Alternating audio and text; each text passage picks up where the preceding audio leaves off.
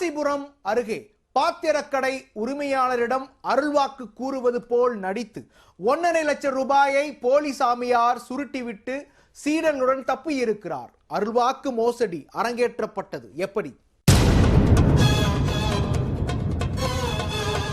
அருள்வாக்கு சொல்ல அண்ணாமலையார் அனுப்பியதாக அளந்து விட்டு அசந்த நேரத்தில் பணத்தை அபே செய்த போலி சாமியாரின் சிசிடிவி காட்சிகள்தான் இவை. பிரச்சனையில் இருக்கும் தொழில் அதிபர்களை குறிவைத்து சாமியார் மோசடியை அரங்கேற்றுவது எப்படி? நாமக்கல் மாவட்டம் புதுச்சத்திரம் அருகே பிள்ளாநல்லூர் வண்டிப்பேட்டை பகுதியைச் சேர்ந்தவர் 65 வயதான ராஜேந்திரன். இவர் அதே பகுதியில் கடந்த 40 ஆண்டுகளாக பாத்திரக்கடை நடத்தி வருகிறார்.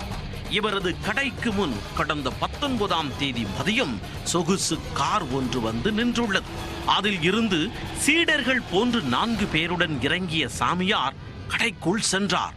பின்னர் சாமியார், உங்கள் குடும்பத்தில் ஏகப்பட்ட பிரச்சனைகள் உள்ளது என்றும் அதனை தீர்த்து வைக்க அந்த அண்ணாமலையாரே தன்னை அனுப்பி வைத்திருப்பதாகவும் மந்திர உச்சாடனங்களுடன் கடவுடலாக கூறியுள்ளார்.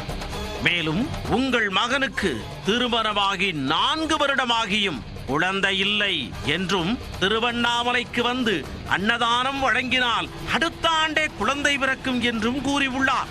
தனது குடும்ப விஷயங்கள் குறித்த உண்மைகள் அனைத்தையும் சாமியார் புட்டு வைத்ததால் அதிர்ந்து போன ராஜேந்திரன் அவரை முழுமையாக சரணடைந்து விட்டார்.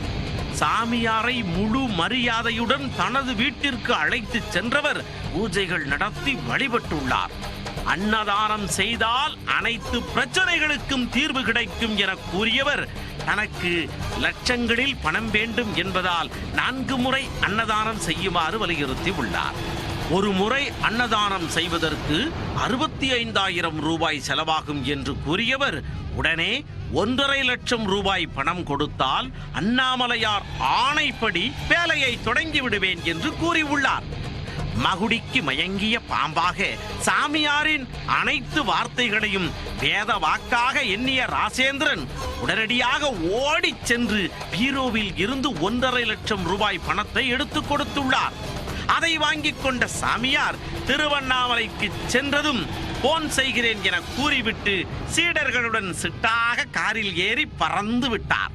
சிறிது நேரம் கழித்து கடைக்கு திரும்பிய ராஜேந்திரன் அங்கிருந்த ஊழியர்களிடம் நடந்தவற்றை கூறியுள்ளார். அப்போது சாமியாருடன் வந்தவர்கள் சில நாட்களுக்கு முன்பு கடைக்கு வந்து சென்றதாகவும் பொருட்கள் வாங்குவது போல் வந்து ராஜேந்திரன் மற்றும் அவரது குடும்பத்தை பற்றி விசாரித்து சென்றதாகவும் அவர்கள் கூறியுள்ளனர்.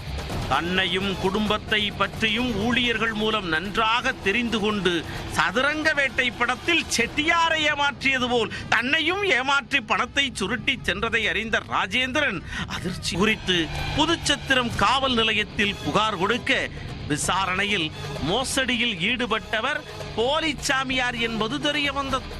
பிரச்சனையில் இருக்கும் தொழில் அதிபர்கள் குறித்து அக்கம் பக்கத்தில் உள்ளவர்கள் மற்றும் அவரிடம் வேலை செய்பவர்களிடம் தனது ஆட்களை அனுப்பி விசாரித்து சாமியார் குடும்ப பிரச்சனைகளை தெரிந்து கொள்வார்.